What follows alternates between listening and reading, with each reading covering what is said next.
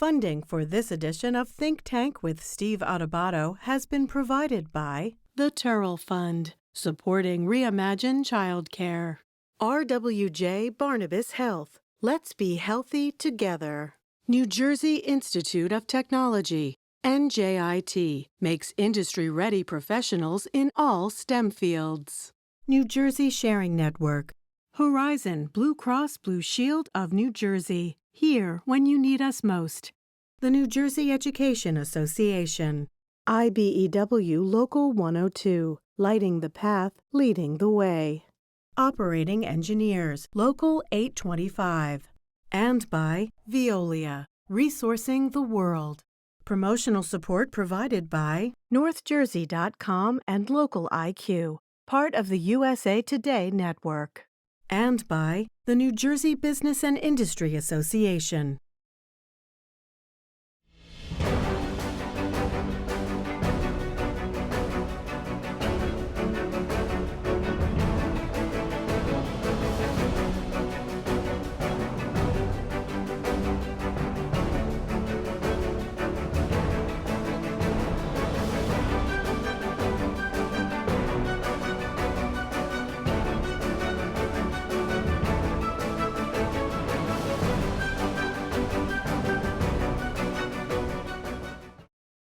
We're honored to be joined by the Honorable United States Congresswoman Mikie Sherrill. Congresswoman, great to have you with us.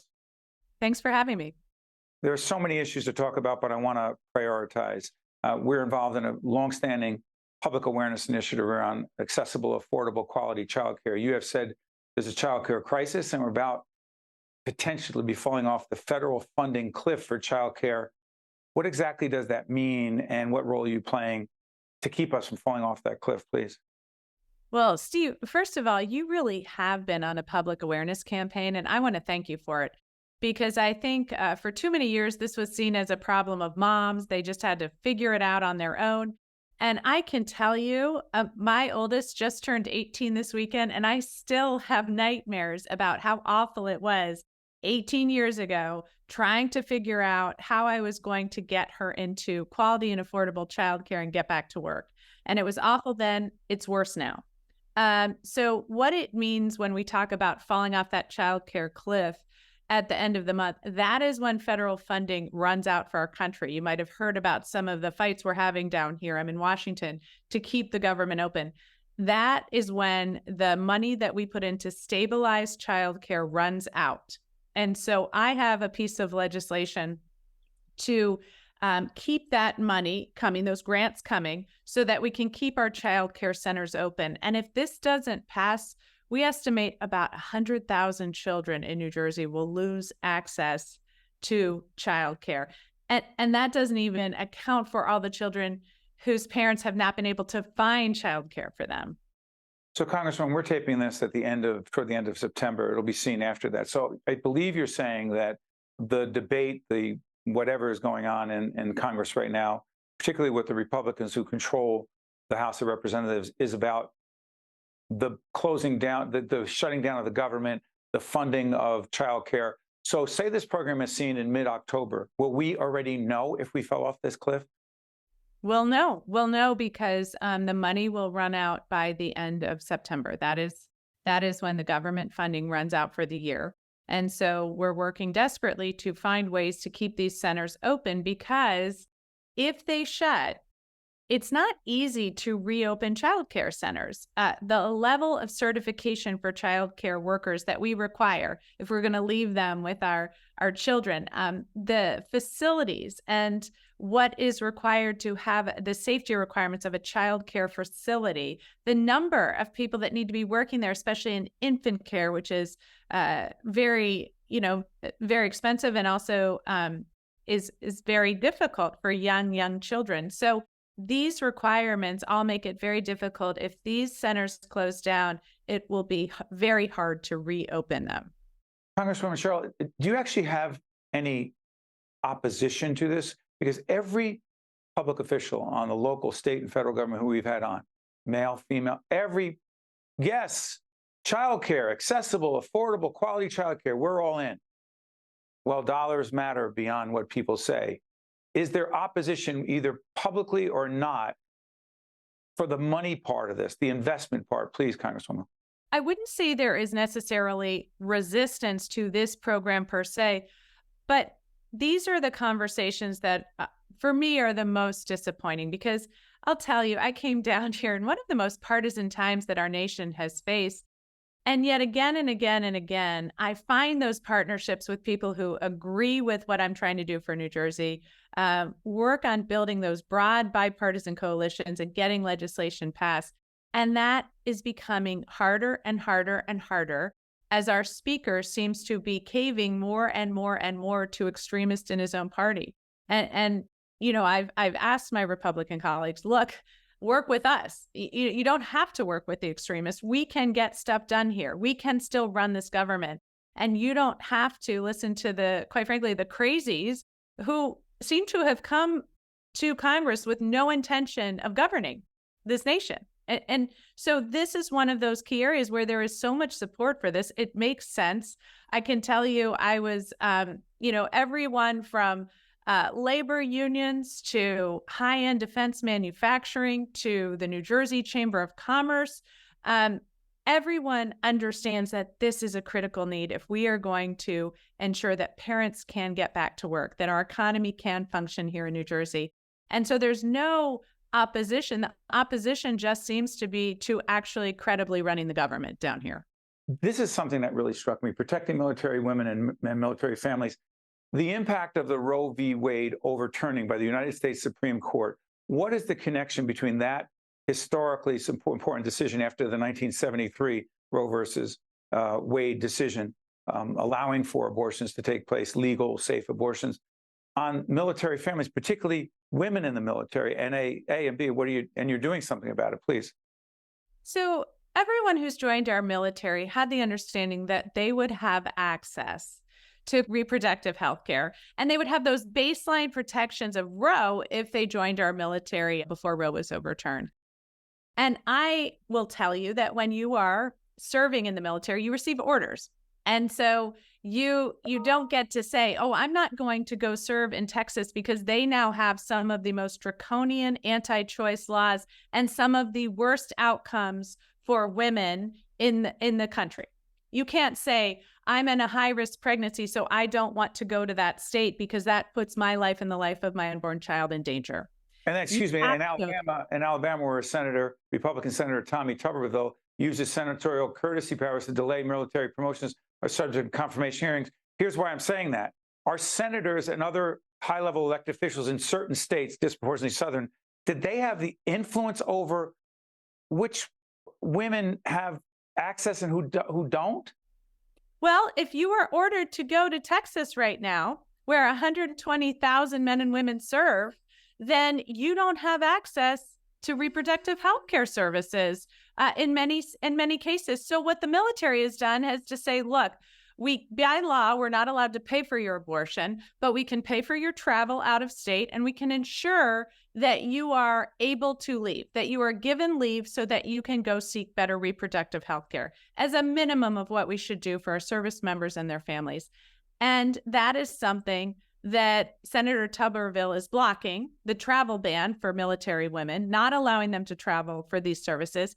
But not only that, he's also withholding all the promotions for generals and admirals in our military. And we estimate that by the end of the year, statutorily, that these admirals and generals will be mandatory forced to retire. So they won't be able to stay on in those positions. 3/4 of our flag officers across the world, serving in positions across the world, will be forced to retire with nobody being promoted into those jobs. Before we let you go and vote, quick thing, two things. One, remind people of your military service, Congresswoman. So I went to the Naval Academy, and then I served for almost 10 years as a Navy helicopter pilot and as a Russian policy officer. And during that time, I did serve in Texas. I did flight training in Corpus Christi, Texas. And so this is not some theoretical proposition that I am talking about here. This is something that happens to many of our service women, and they should have that access. Last question, I promise. We're doing a series called Decision 2024, Democracy in Danger. No question mark, in danger. hyperbole? Sadly, I don't think so. I think we should all be very cognizant of the people across this country who don't believe in our democracy. Mitt Romney, in a recent article, laid out what he sees as people who don't share these values and don't believe in the Constitution. And I think we should all be very concerned about that and ensuring that we vote for people who care about this country. And when they take that oath to the Constitution, they do, as we say in our military oath, they do so freely and without any mental reservations or purposes of evasion. And finally, if members of Congress argue that, as the president, former President Donald Trump said, we need to suspend the Constitution, or he's considering doing that, for those who opt to believe and say that we want Donald Trump to be president, regardless of the rule of law, regardless of how these trials play out, and regardless of whether he abides by the constitutional peaceful transition of power. There's a question here, trust me. Doesn't matter. We just want Trump. Is that part of the danger to democracy? That is not a democracy. That is an authoritarian government. So yes, that would be a clear danger to democracy. We've held Congresswoman Mikie Sherrill too long. She has a vote to cast. And Congresswoman, we thank you for taking the time to be with us. It will not be the last time. All the best to you and your family and your colleagues down in Congress doing the people's work. Thank you, Congresswoman. Thank you. You got it. I'm Steve Adubato. That's the Congresswoman. Stay with us. To see more Think Tank with Steve Adubato programs and to listen to Think Tank with Steve Adubato, the podcast, visit us online at steveadubato.org. If you would like to express an opinion, email us at info@caucusnj.org. Find us on Facebook at facebook.com/Steve Adubato, PhD, and follow us on X at Steve Adubato. I am alive today thanks to my kidney donor. I am traveling and more active than ever before. I'm alive today thanks to my heart donor. I'm full of energy and back singing in my church choir. I'm alive today thanks to my lung donor. I'm breathing easy and I'm enjoying life's precious moments. There are about 4,000 people in New Jersey waiting for a life-saving transplant. Donation needs diversity. For more information or to become an organ and tissue donor, visit njsharingnetwork.org. At the Turl Fund, we know childcare creates transformative early learning experiences for young children and helps families succeed. Childcare is essential for the economy, driving financial growth and sustainability across all sectors. The Turl Fund envisions a New Jersey in which every infant and toddler has access to high-quality, affordable childcare in order to grow, develop, and thrive. Our children are our future. For more information, visit turlfund.org. We're now joined by Joaquin Duato, who is the chairman of the board and chief executive officer of Johnson & Johnson. Joaquin, thank you so much for joining us. Thank you, Steve. Let me disclose that J&J Johnson & Johnson has been a longtime supporter of public broadcasting and more specifically of the Caucus Educational Corporation and our healthcare program for many years. Joaquin, let me ask you this. Your background coming into the chairmanship and the CEO position at Johnson & Johnson, could you describe it, please? Thank you, Steve. And let me start by saying that I'm talking from our headquarters in New Brunswick, New Jersey.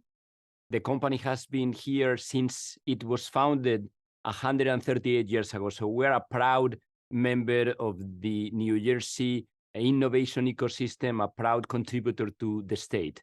I am a product of the development that Johnson & Johnson has offered me. I work in the company for 34 years, and it's the result of the opportunity that company like Johnson & Johnson has given me working in different regions of the world, working in our consumer, in our pharmaceutical, in our medtech sector, up until getting to the position of CEO. And it makes me very proud to be able to represent our 130,000 employees, 16,000 of them right here in New Jersey. You know, Joaquin, it's interesting. You mentioned innovation, and it brings up an issue, a topic that I don't think a lot of people understand. Bringing a drug to market, if you will. I'll talk about drug prices in a moment, prescription drug prices in a moment, but talk about the complexity of bringing a drug regulated by the government, federal government, to market, if you will. How complex is it? It's a complex endeavor. Some people believe that developing a new medicine is more difficult than put a man on the moon, just to give you an example. And it's a long process. It's a multi-decade process, and it requires a significant investment. Our investment in R&D as Johnson & Johnson was $14.6 billion. So it's a significant amount of money. We are also a company not only focused on medicines, but also in medical technology. Medical technology, it's very important, especially in surgery, which is one of the most common medical interventions. So science is complex, and it requires a lot of attention and time and investment in order to be able to develop a medicine or a medical technology that is going to impact patient care. Let me give you an example of one treatment modality that we are working and developing right here in New Jersey. Is cell therapy. Have you heard about cell therapy, Steve? Is it cell therapy? Cell therapy.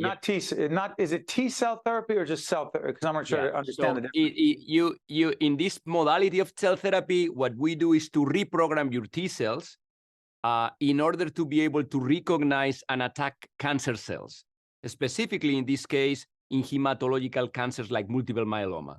So we have seen tremendous results utilizing this cell therapy, and we manufacture cell therapy right here in New Jersey. So that's an example of how science is progressing in a way that we are able now to address some diseases that were considerable uncurable, convert them into potentially chronic diseases. Let me shift gears, and then I'll come back to the issue of drug prices in a moment. But it's interesting how you talk about cancer and treatment of cancer and therapeutics that can be helpful potentially. But that's something we know exists. Cancer, it's a disease that affects so many millions and millions of Americans and family members. But when something happens like a global pandemic, what happens in an organization, in a corporation like Johnson & Johnson, particularly as it relates to vaccine, the race to vaccines, others, competitors? And I don't even know if you're competitors at that point, Joaquin. I don't know if everyone comes together. We don't understand that. Could you describe what COVID was like for your universe at that time? Yeah, great question. Look, COVID had many aspects for us. The most important one was that when we saw the pandemic coming, we stepped it up and we developed a vaccine ourselves. And we dedicated thousands of people across the company to be able to develop and manufacture a vaccine that has been mostly used in low-resource countries, and we are very proud of that. Organizationally, I'm very proud too of the fact that we were able to continue the supply of our life-saving medicines and medical devices along the world. So we had thousands of people in our supply chain going to work every day in order to be able to deliver those medicines and medical devices. And overall, it made our company more sympathetic, and it made us understand better that we are vulnerable. And I think that helps us be more human overall. And obviously, a big effect of the pandemic was that we accelerated technology and ways of working that we didn't have before. So that's been a change for our organization too. To see more Think Tank with Steve Adubato programs and to listen to Think Tank with Steve Adubato, the podcast, visit us online at steveadubato.org. If you would like to express an opinion, email us at info@caucusnj.org. Find us on Facebook at facebook.com/Steve Adubato, PhD, and follow us on X at Steve Adubato. I am alive today thanks to my kidney donor. I am traveling and more active than ever before. I'm alive today thanks to my heart donor. I'm full of energy and back singing in my church choir. I'm alive today thanks to my lung donor. I'm breathing easy and I'm enjoying life's precious moments. There are about 4,000 people in New Jersey waiting for a life-saving transplant. Donation needs diversity. For more information or to become an organ and tissue donor, visit njsharingnetwork.org. At the Churl Fund, we know childcare creates transformative early learning experiences for young children and helps families succeed. Childcare is essential for the economy, driving financial growth and sustainability across all sectors. The Turl Fund envisions a New Jersey in which every infant and toddler has access to high-quality, affordable childcare in order to grow, develop, and thrive. Our children are our future. For more information, visit turlfund.org. Joaquin, how do you believe, and I ask so many people this on our public broadcasting programming and also our Lessons in Leadership program, our sister program, and I'm fascinated by this because I know the pandemic changed me as a leader on so many levels of a small not-for-profit production company and a leadership development company, our company outside of public broadcasting. How do you believe COVID, the pandemic, has changed you as a leader? Clearly, I told you before, Steve, I think it has made us more human. It has made us more understanding of the vulnerability. It has made me more prepared to deal with uncertainty. So that's something that COVID has brought into me as a leader, but also in the overall Johnson & Johnson organization. It created a higher commitment with our mission. It made it clear what an impact we can have in the world. Now let's talk about drug pricing. To those who say in Congress, consumers, others, drug prices are simply too high. Big pharma, and that means a lot of things to different people. It's big pharma. They are the ones that they're making profits that make no sense, and we need to reduce the prices of prescription drugs. Talk to those folks. I would say, look, our goal as a healthcare company, as Johnson & Johnson, is to be able to provide affordable, quality medical devices and pharmaceuticals to all Americans.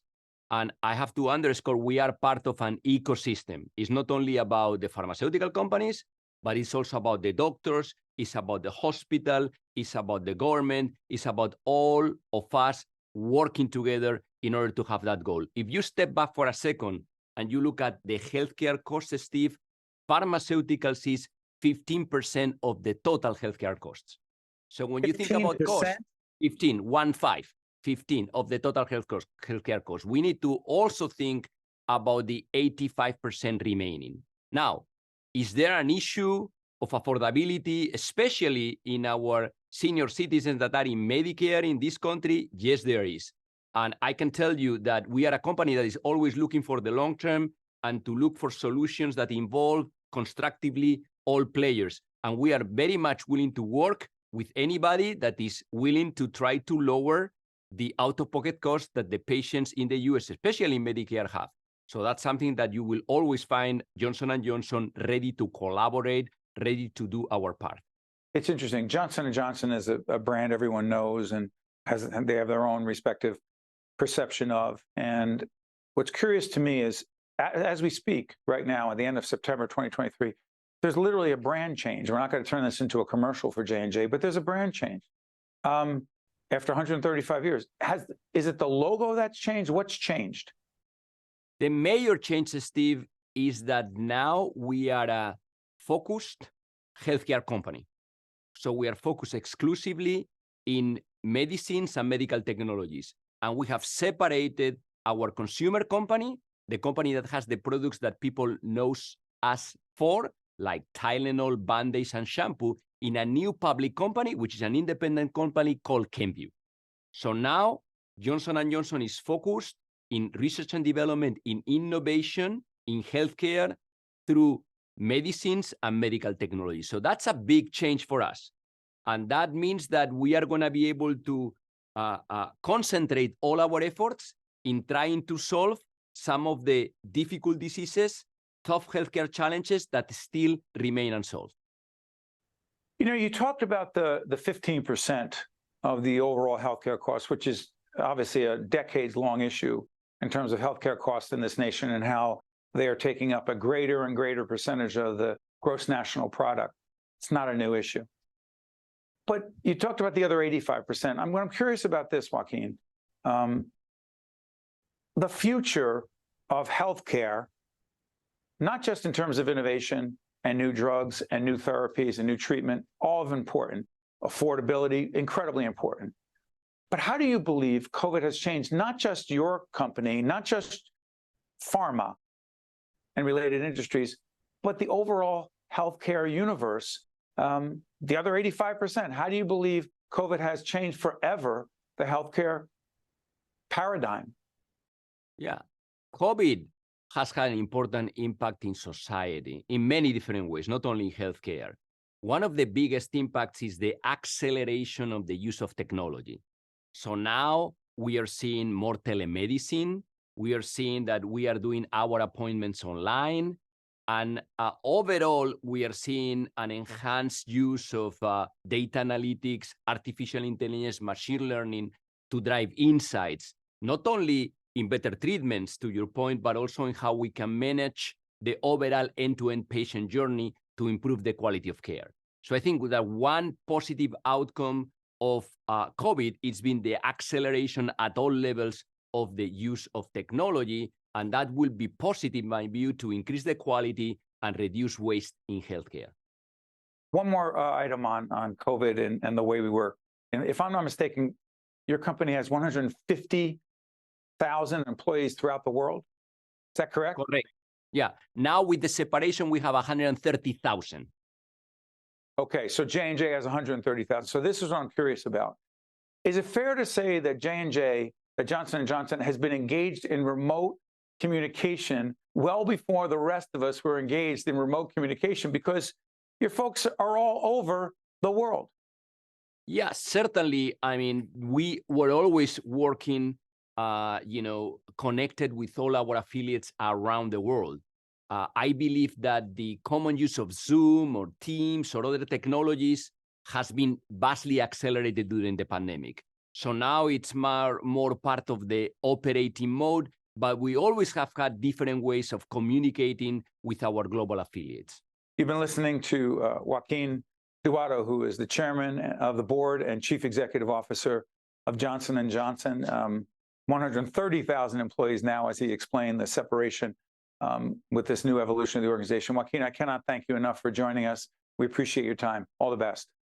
Thank you, Steve. And look, I want to put a final word about New Jersey. New Jersey has been our home for the 138 years. It's a great place for life science company to be. It's incredibly diverse, very strong STEM education and academic institutions. And I believe that New Jersey is the right place for life sciences to flourish. And we are in a very competitive position versus other states in the country and also globally to make New Jersey a global hub for innovation. Thank you, Steve. Well said. Thanks, Joaquin. I'm Steve Adubato. That's Joaquin Duato. We'll see you next time. Think Tank with Steve Adubato has been a production of the Caucus Educational Corporation. Funding has been provided by the Terrell Fund, supporting Reimagine Childcare, RWJ Barnabas Health, New Jersey Institute of Technology, New Jersey Sharing Network, Horizon Blue Cross Blue Shield of New Jersey, the New Jersey Education Association, IBEW Local 102, Operating Engineers Local 825, and by Veolia. Promotional support provided by NorthJersey.com and Local IQ, and by the New Jersey Business and Industry Association. To see more Think Tank with Steve Adubato programs and to listen to Think Tank with Steve Adubato, the podcast, visit us online at steveadubato.org. If you would like to express an opinion, email us at info@caucusnj.org. Find us on Facebook at facebook.com/Steve Adubato, PhD, and follow us on X at Steve Adubato. I am alive today thanks to my kidney donor. I am traveling and more active than ever before. I'm alive today thanks to my heart donor. I'm full of energy and back singing in my church choir. I'm alive today thanks to my lung donor. I'm breathing easy and I'm enjoying life's precious moments. There are about 4,000 people in New Jersey waiting for a life-saving transplant. Donation needs diversity. For more information or to become an organ and tissue donor, visit njsharingnetwork.org.